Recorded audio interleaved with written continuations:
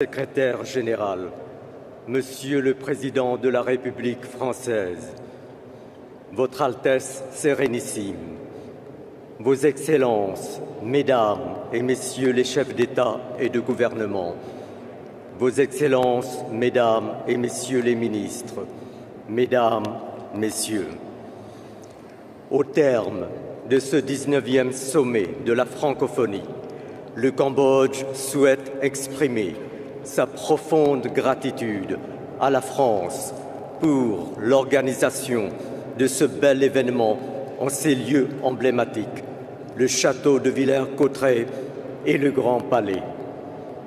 Nous souhaitons mettre en exergue les actions menées par Madame Louise Mouchiki-Wabo, secrétaire générale de la francophonie.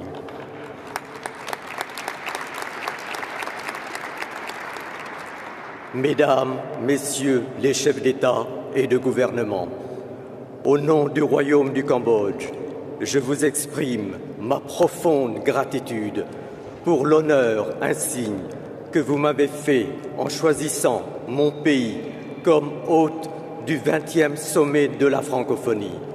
Nous espérons ainsi pouvoir partager avec les autres mondes francophones les singularités de la francophonie en Asie-Pacifique.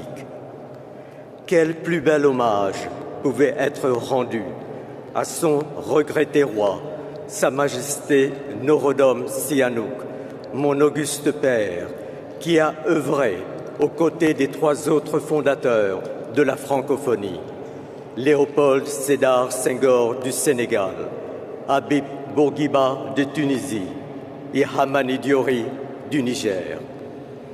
Mon auguste père savourait la langue française, il s'en réjouissait, il en jouait, il se l'est approprié.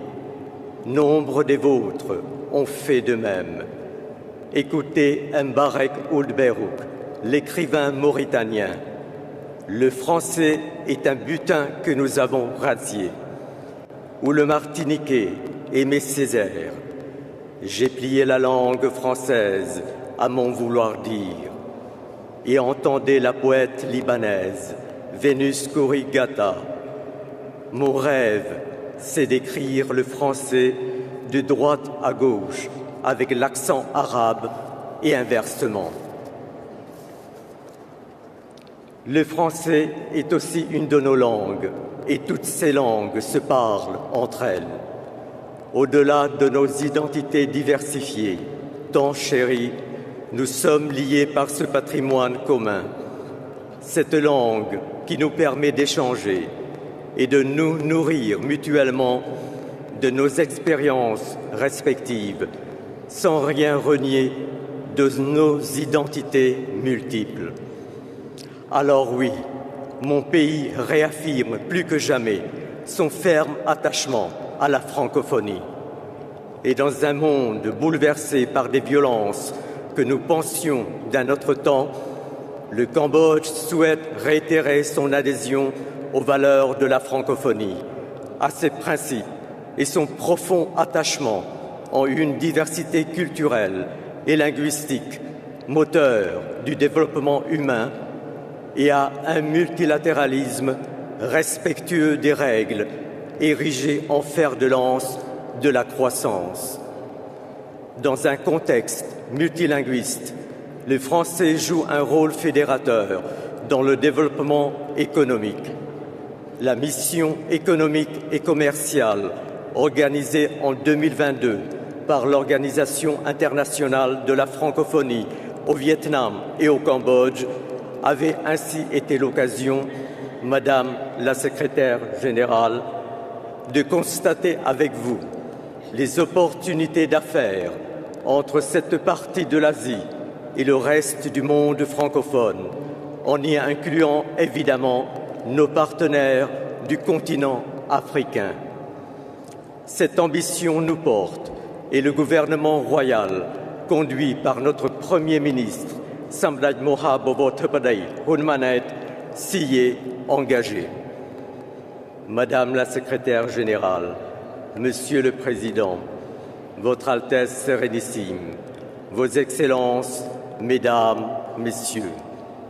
Nous vous attendons avec un immense plaisir en 2026 au Cambodge. Une occasion aussi pour vous de découvrir l'envoûtante beauté du site d'Angkor, âme de notre nation et berceau de la culture khmère. Site exceptionnel, inscrit sur la liste du patrimoine mondial de l'UNESCO. Les temples d'Angkor ne sont pas uniquement un joyau d'architecture, ils sont l'aboutissement d'une intime entente entre nature, culture, spiritualité et innovation. Le Cambodge, avec sa richesse culturelle, aussi bien matérielle qu'immatérielle, offrira un cadre enchanteur, éminemment propice à la promotion d'une diplomatie culturelle francophone ouverte à toutes les expressions. Nos anciens avaient compris que la culture est condition et vecteur de développement, qu'une relation harmonieuse entre environnement et être humain s'imagine, se réfléchit, se construit.